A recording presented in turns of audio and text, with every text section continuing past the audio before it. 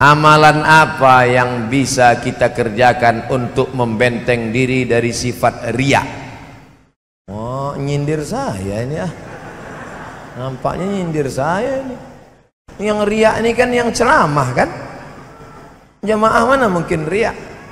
Saya paling hebat, saya yang paling tinggi, saya yang paling banyak follower, saya yang paling sering di TV One, saya yang paling viral, hidung pun mendongak. Sering-seringlah mengingat mati. Makanya kalau ada orang mati datang, buka penutup wajahnya, cium, terasa sejuk macam es batu. Mengkebumikan orang dikubur, datang, tengok, masuk ke dalam lubang kubur, sambut jenazah, antarkan ke dalam. Sadar diri, tahu diuntung. Hai Abdul Somad, nanti kau mati, kau masuk ke liang lahat, kau masuk ke kubur, yang menemanimu hanya amal soleh. Jamaah dari Selat Panjang sebanyak ini nih ya, ada yang mau masuk ke kubur Abdul Somad agak semalam? Ada? Mana ada? Matilah sendiri. Ibu yang sayang sama bapak, kalau bapak meninggal nanti ada di antara ibu yang mau masuk ke dalam? Mana ada? Walaupun ibu menangis, abang, yang lain pun menahan pula, jangan masuk bu, jangan. Padahal kalau kita biarkan, bukan dia mau masuk. Maka nanti kalau ada perempuan menangis pas suaminya mau dikubur, jangan ditahan, biarkan aja. Kita tengok, mau nggak masuk? Nah, masuklah, masuk. Mana ada? Sandiwara dia aja tuh. Oleh sebab itu maka ketika kita mengingat mati ini, bangkit semangat kita.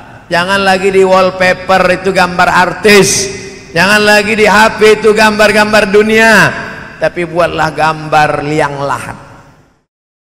Ustadz, HP Ustadz gambar apa? Saya pun lupa apa gambarnya. Oh, tak ada, gelap aja. Malam.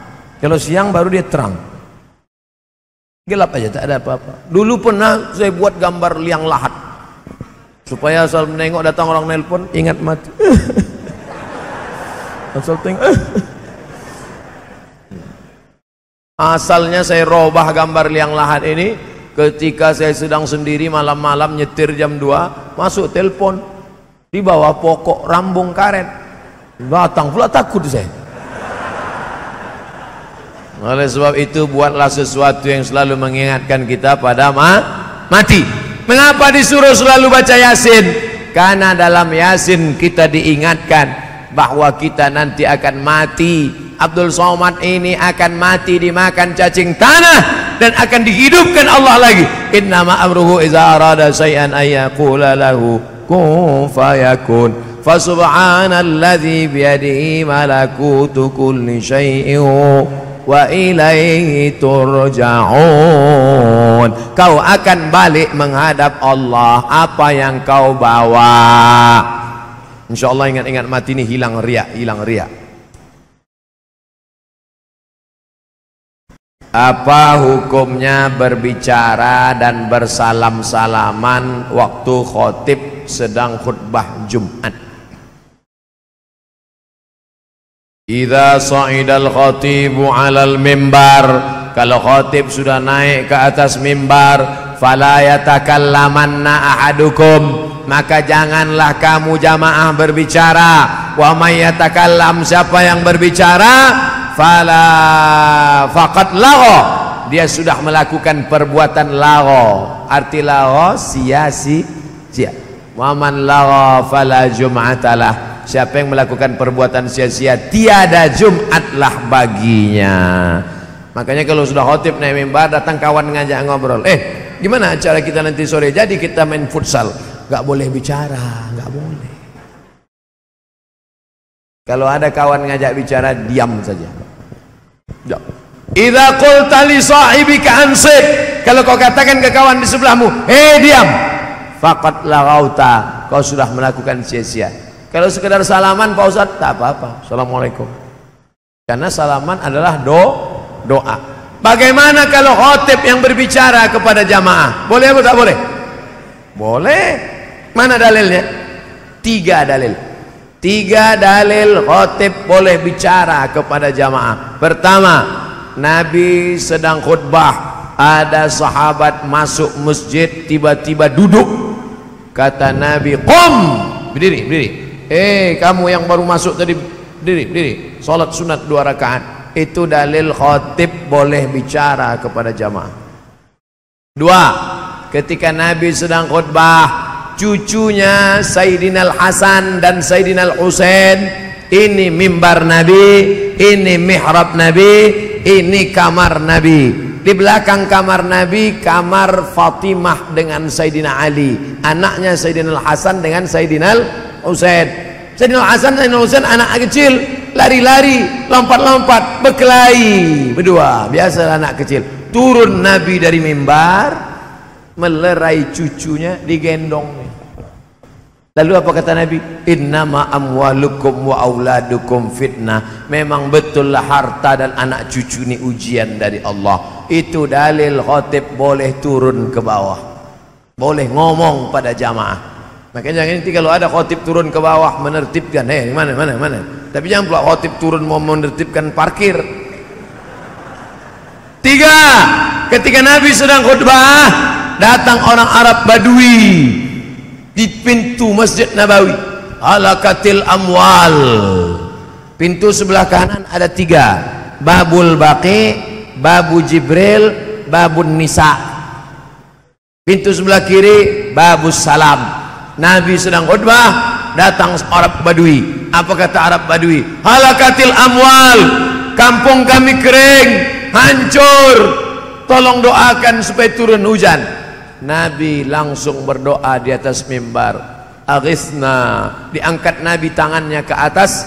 Jubah Nabi itu lengannya besar. Ketika diangkatnya tangannya ke atas, turun jubahnya sampai sahabat di bawah itu berkata, aku melihat dengan mata kepalaku bayadha ibtayhi, putih ketiak Nabi. Nabi itu saking putih kulitnya, ketiaknya pun putih. Orang kita putih, ketiak hitam. Nabi angkat tangannya, turun lengan bajunya. Nabi itu berdoa begini, aghithna, di atas mimbar, minta istisqa, hujan di atas mimbar. Aghithna, aghithna, aghithna, kata Nabi. Selesai salat Jumat, sahabat turun, dipijakkan kaki sahabat ke pasir, basah pasir kota Madinah. Antara khutbah ke salat berapa jaraknya? Tak berjarak doa Nabi, langsung hujan turun. Itulah maka saya sampai sekarang takut sholat istisqa. Takut setelah sholat jamaah datang, Ustaz kenapa tak hujan-hujan gitu. Seandainya saya sholat istisqa lalu datang jamaah komplain, Ustaz kenapa tak hujan-hujan? Kata Ustaz Nabi itu begitu angkat tangan langsung turun hujan. Ustaz tadi berdoa kenapa tak turun hujan?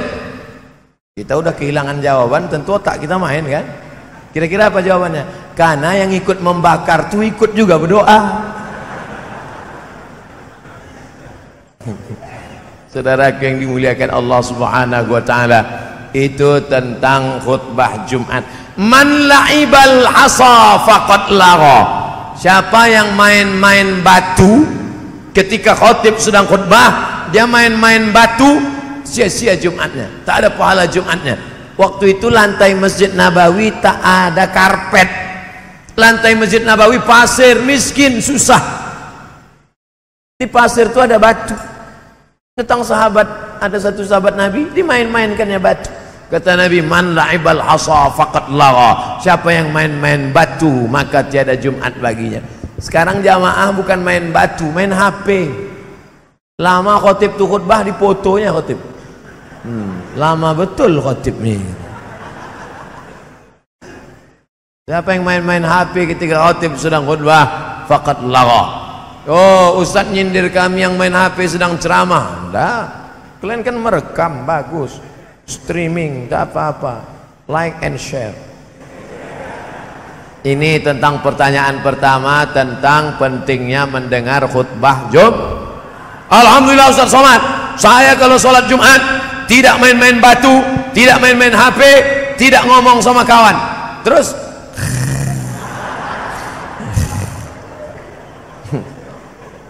Ini lebih parah lagi.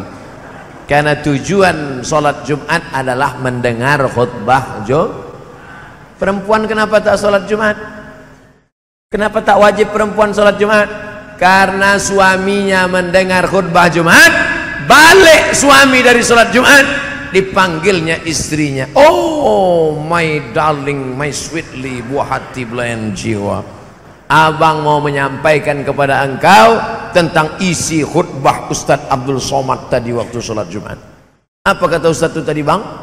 Kata Ustadz Somad, takutlah engkau kepada Allah karena surga terletak di bawah tapak kaki laki. Dia tak tahu istrinya tadi streaming mendengarkan khutbah. Perasaan tadi tak ada Ustadz ngomong gitu bang. Sebetulnya abang tambah aja sedikit.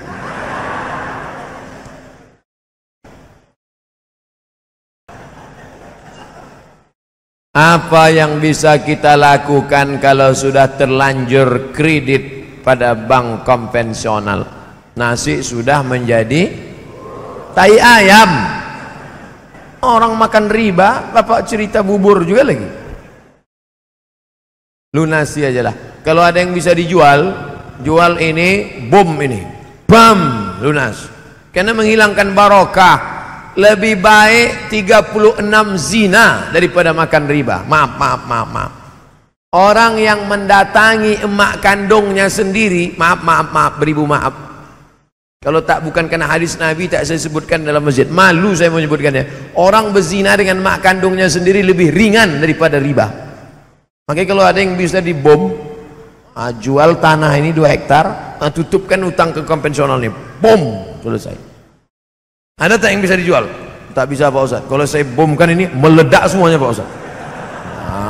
Lunasi aja lah. Lunasi aja. Banyak-banyak istighfar. Astaghfirullah Rabbal baraya. Astaghfirullah minal khataya. Saya seorang pelajar Ustadz. Saya menyukai seseorang. Alhamdulillah.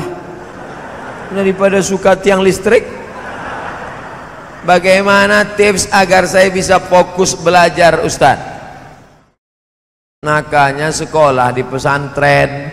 Di pesantren tak ada perempuan. Kalaupun ada perempuan dipisah. Dipisah di pesantren. Saya dulu sekolah di pesantren, santrinya 1.800, laki-laki semua. Nengok perempuan cuman hari Ahad aja, hari Minggu, hari Ahad. Itu pun nenek-nenek yang jenguk cucu. Tapi karena jarang nengok perempuan, nenek-nenek itu pun cantik nampak. Makanya selamatkan anak-anak kita. Saya tak bisa menjamin anak SMP, anak SMA tak pacaran. Sekarang anak SD pacaran sama anak TK. Tengok itu video-video yang dikirim orang di grup-grup WhatsApp, di grup kejadian-kejadian, kekacauan-kekacauan. Anak SD membawakan kue ulang tahun ke pacarnya, ganti-ganti cincin. Ada bapak dapat? SD dikarbit anak-anak kita sebelum dewasa. Tidak ada solusi jalan menyelamatkan anak-anak kecuali pondok pesantren. Daftarkan. Tak ada halangan bagi orang salat panjang untuk memasukkan anak ke sekolah-sekolah pesantren. Ini tak lama lagi masuk tahun ajaran 2020. Anda dari sekarang booking tempat masukkan. Tapi Pak Ustadz, kami sudah daftarkan anak kami belum bisa diterima juga. Kenapa belum bisa diterima? Karena lokalnya kurang. Bawa kelas semen ke situ. Datang ke Ustadz Fauzi. Assalamualaikum Ustaz Fauzi, apa lagi yang kurang? Berapa sak semen, berapa batu bata, berapa batu kerikil, berapa kosen, berapa pintu? Bapak mau bantu? Enggak, nanya aja. Tolonglah. Yang punya rumah besar tinggal, yang punya tanah luas tinggal, yang punya speed banyak tinggal, yang kekal abadi mana? Tuh, satu kelas dari saya, satu kelas dari saya, satu peta dari saya.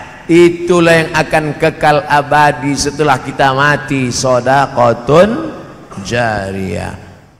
Shadaqatun jariyah. Besok kita akan bersama tabligh akbar di sana, membangkitkan semangat kita insyaallah. Amin.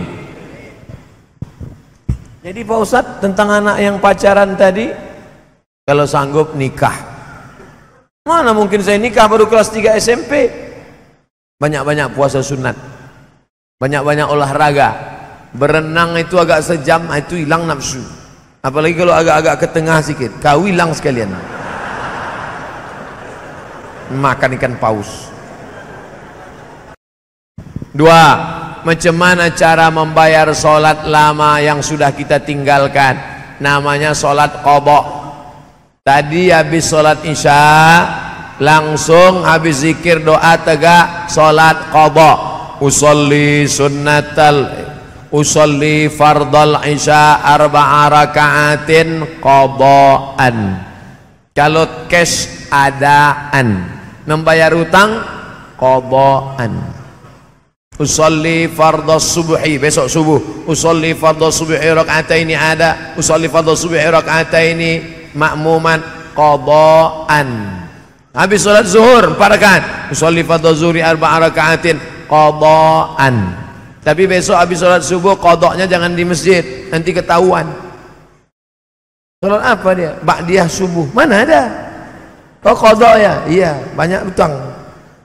Berapa lama membayar qadha utang ini?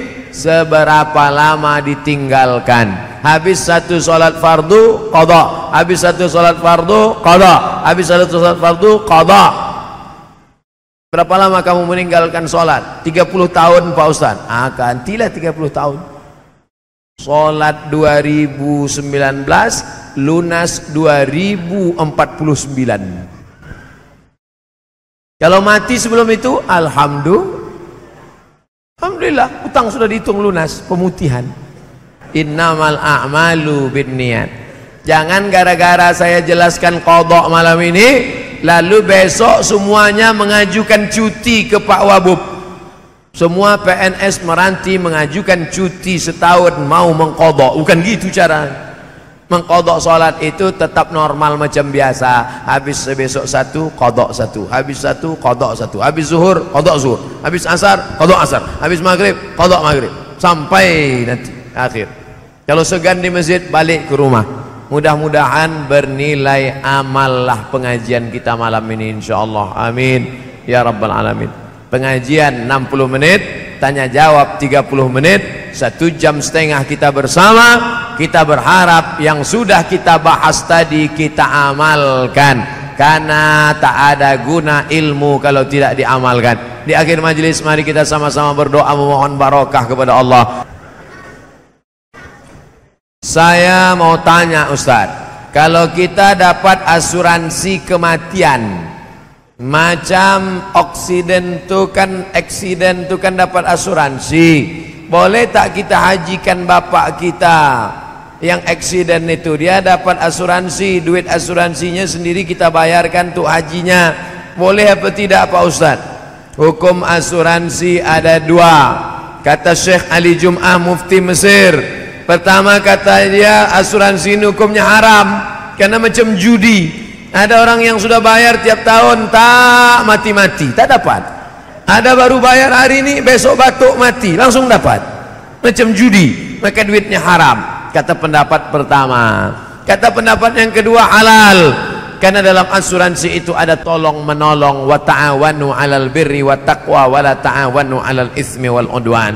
Oke, saya husnuzan. Mungkin saudaraku yang bertanya ini dia pakai pendapat fatwa yang kedua bahwa asuransi itu halal, boleh, maka diambilnya duit asuransi almarhum tadi. Maka itu pemiliknya siapa? Pemilik duit asuransi peninggalan almarhum bukan milik almarhum, karena orang meninggal dunia tak punya harta, berpindah tangan kepada ahli waris. Jadi kalau tinggal 100 juta bagi. Emak masih ada? Ada. Emak berapa dapat? 1/8. Jadi emak 100 juta, emak dapat 12,5 juta. Tinggal 87,5 juta. 87,5 juta bagi lidzakari mislu hadzil unsayain. anak laki-laki dapat 2 kali bagian anak perempuan. Jangan duit itu langsung memberangkatkan almarhum pergi haji, karena sedang duitnya belum dibagi. Setelah dibagi baru tanya, abang-abang, adik-adik, kita sudah dapat semua? Sudah. Bagaimana kalau kita hajikan orang tua kita ini? Setuju. Berapa ongkos berangkat haji sekarang? 50 juta. 10 dari kamu, 10 dari kamu, 10 dari kamu. Dari emak tak usah lagi, karena emak cuma dapat 12,5 juta. Maka patunganlah anak-anaknya ini untuk memberangkatkan haji, namanya badal haji. Badal haji boleh, membadalkan haji almarhum orang tua sudah meninggal dunia boleh. Mana dalilnya? Labbaik Allahumma subrumah, kata sahabat Nabi, labbaik Allahumma subrumah, aku hajikan subrumah. Siapa subrumah itu? Saudaraku. Kata Nabi, kau sudah haji apa belum? Belum. Hajikan dulu dirimu, baru hajikan subrumah. Itulah dalil boleh menghajikan orang lain, namanya badal haji. Tapi jangan sampai bapak ibu di Selat Panjang kena tipu sama mafia badal, ambilnya duit 1.000 rial, 1.000 rial, 1.000 rial, padahal tak dibuatnya. Hati-hati juga, banyak juga Abu Lahab, Abu Jahal. Dalam doa solat duha ada kalimat, wa innaka haraman fatahhirhu, wa in kana haraman fatahhirhu, Allahumma in kana rizquna fis sama fa anzilhu. Kalau rezeki kami masih tergantung di langit, turunkan ke Selat Panjang. Wa in kana fil ardi fa akhrijhu. Kalau rezeki kami masih tertanam dalam tanah, keluarkan ke Selat Panjang. Wa in kana ba'idan faqarribhu. Kalau rezeki kami masih jauh di tengah laut, dekatkan ke Selat Panjang.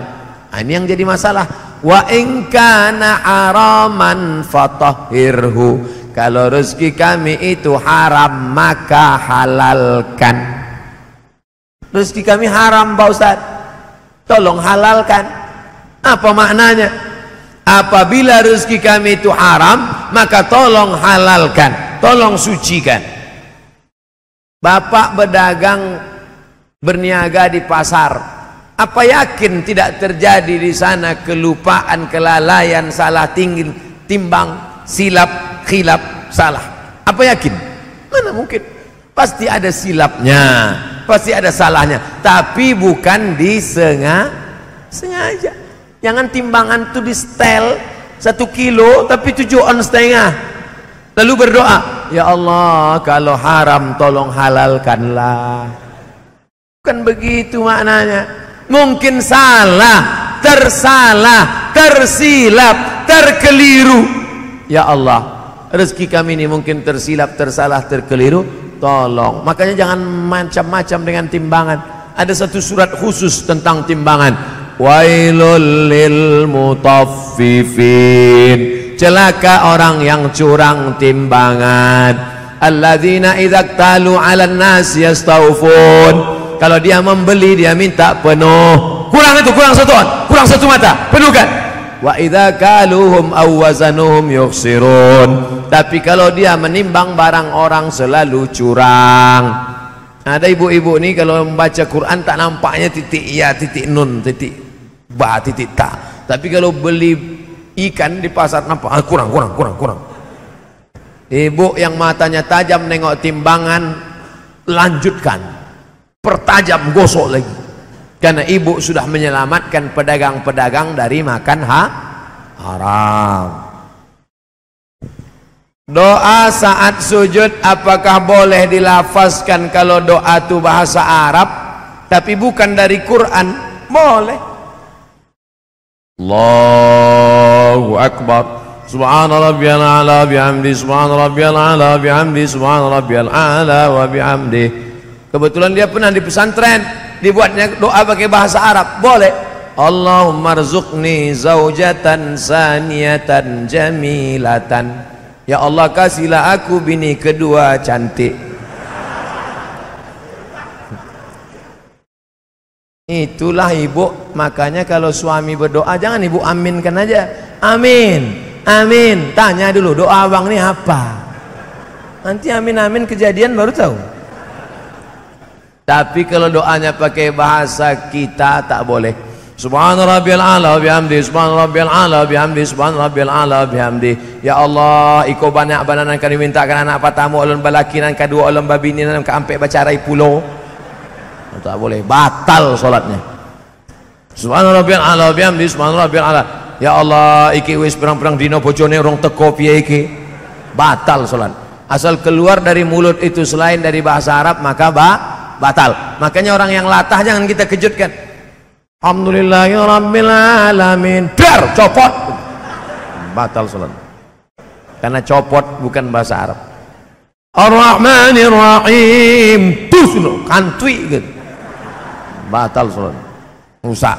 Makanya orang yang latah, satu cara obat latah banyak-banyak berzikir. Subhanallah walhamdulillah wa la ilaha illallah wallahu akbar wa la haula wa la quwwata illa billahil aliyyil azim. Zikir salah satu terapi menghilangkan penyakit-penyakit. Ala bidzikrillah, ketahuilah dengan banyak-banyak berzikir menyebut Allah, tatmainnul qulub, hati menjadi tenang.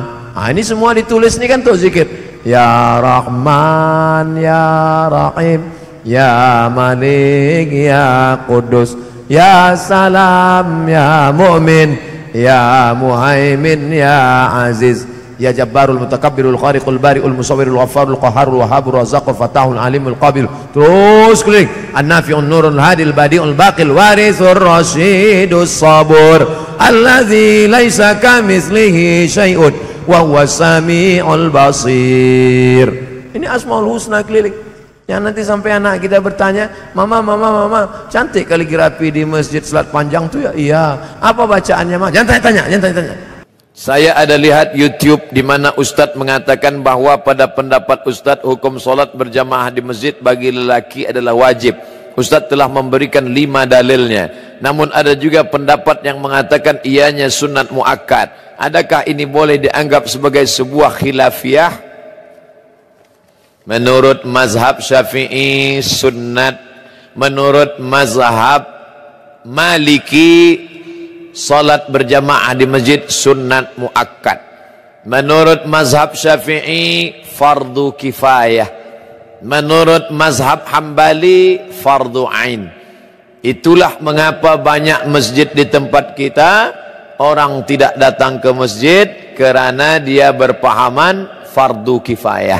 Asal sudah ada imam dengan makmum, sudah fardu kifayah. Macam memandikan jenazah fardu kifayah. Awak tak ikut mandi jenazah, dah cukup dah fardu kifayah.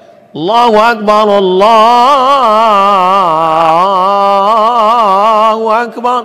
Awak tak ke masjid, fardu kifayah. Salahkah Imam Syafi'i? Tidak. Kerana masa itu masjid kecil orang banyak, maka cukuplah yang ada di dalam masjid itu saja. Sekarang terbalik, masjid besar orang tak ada. Andai Imam Syafi'i hidup sekarang, tentu ijtihad dia berubah. Kerana Imam Syafi'i ada qaul qadim, ada qaul jadid. Semasa dia di Kufah, Irak, qaul qadim. Pindah ke Mesir tahun 200, meninggal 204, 4 tahun. Datang pendapat qaul jadid, melihat keadaan. Ini ijtihad Imam, melihat keadaan sekarang.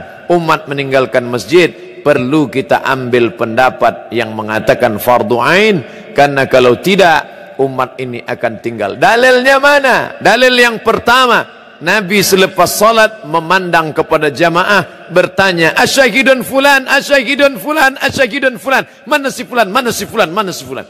Andai fardu kifayah tentu Nabi tak bertanya, cukuplah kita sahaja, yang lain tak sembahyang pun tak apa ke masjid, fardu kifayah.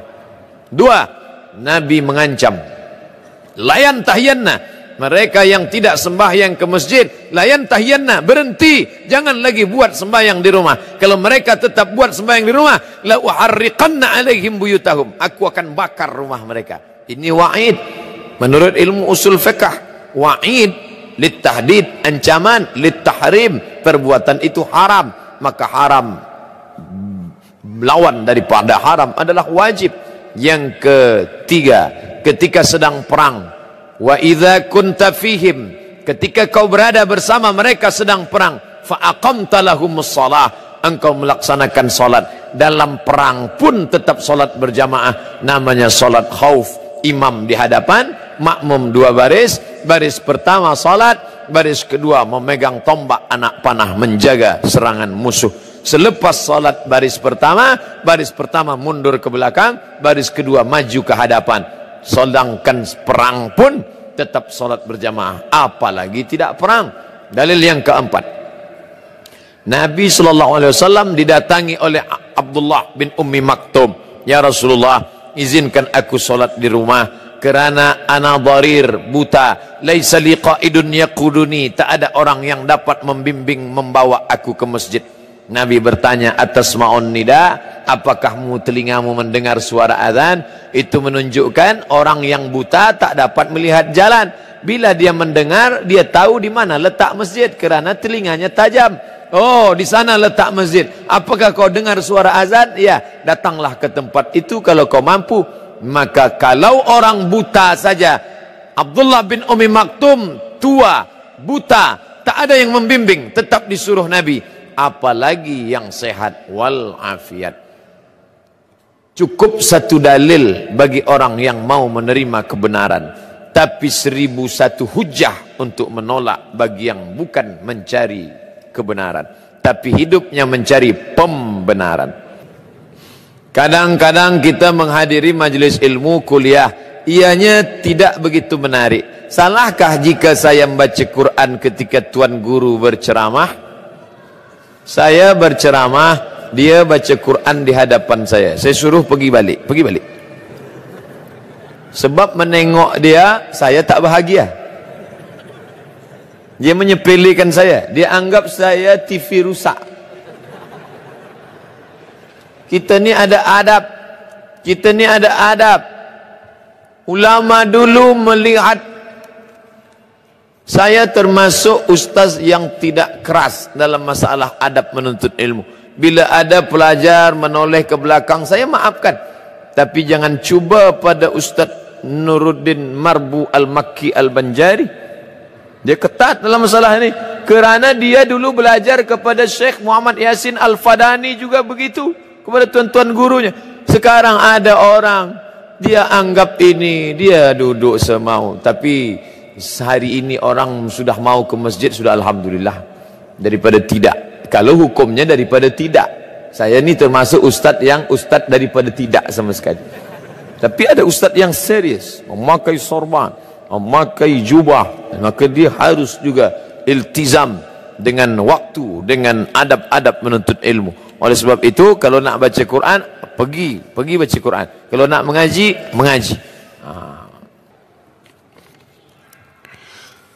Isu kanak-kanak bising di masjid, berlari semasa kuliah dan juga berlari di celah saf. Ada ustaz menyatakan bahawa memang fitrah anak-kanak suka bermain, merujuk kepada alasan di bawah bahawa kanak-kanak bising tak perlu ditegur. Satu, perbuatan Nabi mendukung cucunya Umamah waktu mengimami solat fardu menunjukkan tiada halangan membawa masuk kanak-kanak ke dalam masjid. Dua, sebuah hadis lain pula Rasulullah memanjangkan sujudnya kerana cucunya Hasan Husain memanjat di belakang baginda dan bermain-main di atas belakang. Tiga, dipetik pula pesan Sultan Muhammad Al-Fatih, jika suatu masa kelak kamu tak lagi mendengar bunyi bising gelak tawa kanak, maka takutlah kalian akan kejatuhan generasi muda. Soalan, betulkah kanak-kanak bising dalam masjid tak perlu ditegur? Walaupun kebisingan itu menimbulkan rasa tak senang di kalangan jamaah, tak dapat fokus pada kuliah ataupun solat. Satu, apa peranan pengurus dan pimpinan masjid? Dua, apa peranan ibu bapa sendiri membiarkan kanak-kanak? Tiga, apa peranan jamaah yang lain? Pertama, sobi. Kedua, mumayyiz. Ketiga, amrat. Sobi, anak kecil yang tak boleh ditegah. Dia belum dapat membezakan mana sayang, mana marah. Bila kita tegah dia pula berbalik.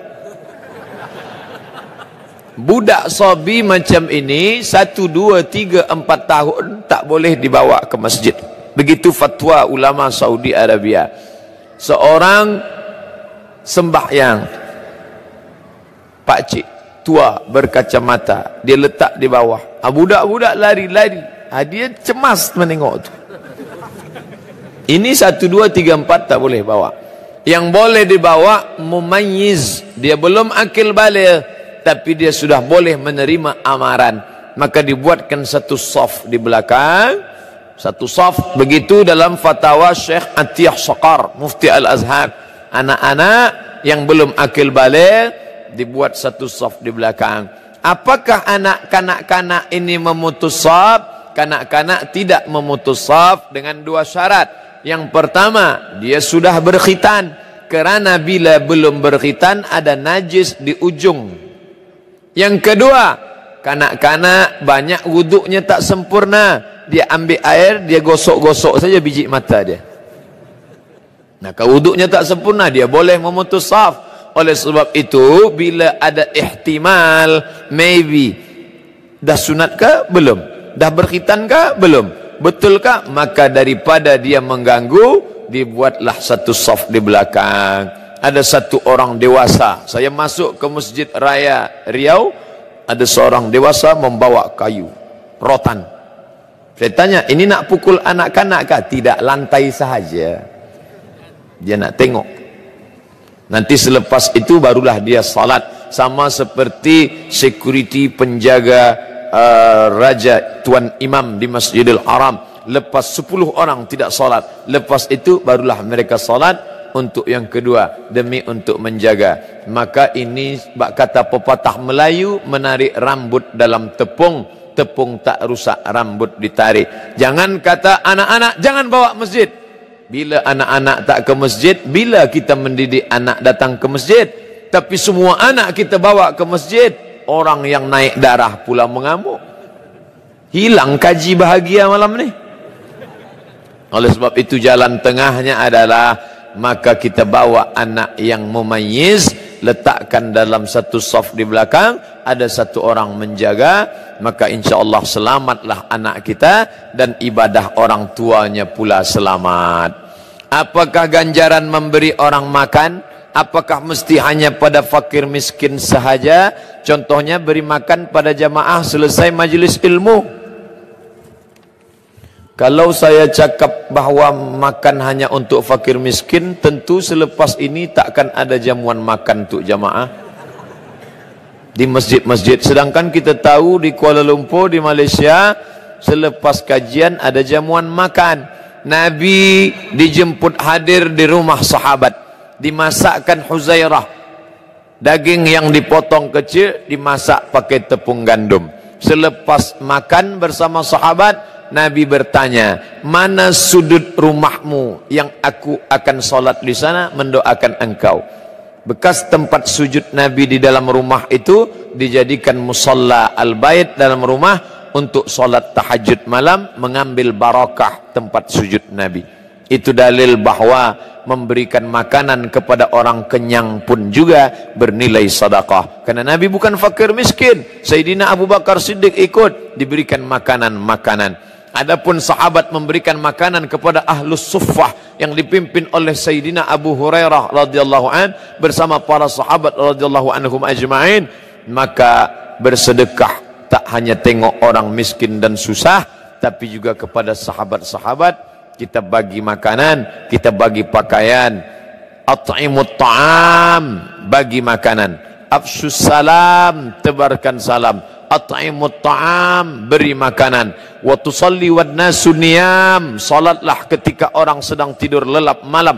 Tadkhulul jannata bisalam, maka kau akan masuk surga dalam keadaan selamat, senang, sentosa. Mana yang lebih utama? Kita memerangi Syiah atau memerangi Zionis Yahudi laknatullah pada masa sekarang ini? Kita tidak boleh bersama dengan Syiah dalam 5 masalah, kata Syekh Ali Jum'ah. Yang pertama, mereka mewajibkan beriman kepada imam 12. Sesiapa sahaja yang tidak percaya kepada imam 12, maka kafirlah dia. Dia kafirkan kita kerana kita ahlu sunnah tak percaya pada imam 12. Dua, mereka berkata selepas Nabi meninggal dunia maka yang layak menggantikannya adalah Ali. Maka sesiapa saja yang merampas kuasa Ali maka kafirlah dia. Atas sebab inilah mereka mengkafirkan Abu Bakar, Umar, Utsman dan sahabat. Mereka kafirkan sahabat kecuali 3. Siapa dia? Miqdad bin Aswad, Abu Dzar Al-Ghifari dan Salman Al-Farisi. Lain daripada itu kafir. Maka perhatikan, bila ada ustaz mengkafirkan sahabat Nabi, ini ciri daripada sifat Syiah. La tusalli khalfa rafidhi, jangan engkau salat di belakang Syiah Rafidah. Datang sahabat Imam Syafi'i bertanya, kata Syafi'i, jangan kau salat bila imamnya Syiah Rafidah, jangan kau salat di belakangnya. Sifhum lana, beri kami ciri sifat dia supaya kami tahu bahawa dia Syiah Rafidah. Man qala inna Abu Bakrin wa Umar laisa bi imamaini fahuwa rafidhi. Sesiapa sahaja yang menyebut bahawa Abu Bakar dan Umar tak layak menjadi khalifah kerana merampas Ali, maka dia adalah Syiah Rafidhi. Imam Syafi'i berkata demikian. Yang ketiga, mereka berkata bahawa Al-Quran itu adalah yang dibuat-buat oleh Abu Bakar, Umar dan Utsman, bersekongkol membuat Quran. Mereka buang nama-nama Ali dalam Al-Quran. Sesungguhnya kami punya mushaf namanya Mushaf Fatimah yang sedang dipegang Imam Al-Qaim, tebalnya 3 kali lipat daripada yang ada di tangan kamu, dan nanti Imam Al-Qaim datang. Bila mereka tidak percaya kepada Quran yang sekarang, mengapa mereka tetap memegang Quran yang ada sekarang? Itu pun mereka bahaskan. Sementara Quran yang asli datang, maka bacalah yang palsu ini dulu. 4, mereka mengatakan Allah tak tahu apa yang terjadi di masa akan datang. Itulah namanya akidah bada. Bada yabdu, bada yabdu, tidak tahu. Maka muncul nasakh, nasikh, mansuh kerana Allah tak tahu apa yang akan terjadi di masa akan datang. Maka akidah ini batil karena menisbatkan kejahilan kepada Allah Subhanahu wa taala. Yang kelima, mereka bertaqiyah. Taqiyah. Bila banyak ahlu sunnah, kita tanya, awak ahlu sunnah ke Syiah? Dia akan berkata, aku ahlu sunnah. Bila banyak orang bermazhab Syafi'i, dia akan berkata, aku mazhab Syafi'i. Tapi sebenarnya batin di dalamnya adalah Syiah. Maka ini taqiyah. Maka mereka mengkafirkan kita. Mana yang lebih berbahaya, Yahudi kah atau Syiah? Fahami sendiri. Yahudi jelas dia Yahudi, tapi ini dalam zahirnya memusuhi, mengkafirkan, dan batinnya mengkafirkan, tapi zahirnya menampakkan diri sebagai muslim, padahal dalam hatinya halal darah kita, dia benci kita. Jangankan kita, Abu Bakar dan Umar pun dia bacakan selepas solat subuh doa laknat sonamai Quraisy. Allahumma al'an sonamai Quraisy wa taghutaihima wa jibtaihima. Laknatlah 2 berhala Quraisy, Abu Bakar dan Umar. Dalam kitab mereka katakan Abu Bakar laknatullah alaih. Kalau Abu Bakar laknatullah alaih, apalagi Abdus Somad. Saya adalah ketua sebuah organisasi yang di dalamnya ada keberagaman agama. Ada non-muslim, ada Kristen, ada Hindu, ada Buddha. Apakah assalamualaikum dilanjutkan dengan salam sejahtera? La tabda'ul yahuda wan nasara bis salam. Jangan kamu ucapkan salam kepada Yahudi dan Nasrani. Maka kita ucapkan untuk yang Islam, Assalamualaikum warahmatullahi wabarakatuh. Selamat pagi. Kalau pagi, maknanya untuk kamu-kamu yang penghuni surga, Assalamualaikum. Untuk kamu yang di dunia bahagia, di akhirat masuk neraka, selamat pagi. Pagi ini saja selamat. Mana boleh macam itu? Assalamualaikum, selamat kamu di dunia. Assalamualaikum, selamat kamu di akhirat. Assalamualaikum, selamat kamu dari neraka. Itu makna assalamualaikum. Kenapa mereka tak selamat? Mereka ingin selamat. Cukup katakan asyhadu an la ilaha illallah wa asyhadu anna muhammadan rasulullah. Khitan menyusul belakangan. Jika Allah mengizinkan, mana yang lebih utama? Berjihad di Burma atau di Suriah atau di Palestina? Mana yang lebih dekat dahulu dan sesuai dengan kemampuan kita? Yang paling dekat adalah pergi ke Bangladesh, dari Bangladesh masuk ke Arakan untuk menyelamatkan Rohingya. Kalau lebih daripada itu, maka pergilah berjuang ke Suriah. Kalau lebih daripada itu, maka datanglah ke Palestina. Kalau kedatangan kita membantu umat Islam. Saya tak ingin membaca newspaper, website internet, 3 orang Kuala Lumpur terbengkalai di Palestina kerana belum dapat nasi. Apakah kedatangan kita itu meringankan mereka atau memberatkan mereka? Bila kita tak mampu, kita tak perlu datang. Kita kirimkan saja wang kita untuk belikan selimut mereka, untuk bantu perjuangan mereka. Man jahaza ghazian faqad ghaza. Siapa yang mempersiapkan alat perang, membelikan biaya perang, faqad ghaza, maka dia sama seperti orang yang sudah berjihad fi sabilillah.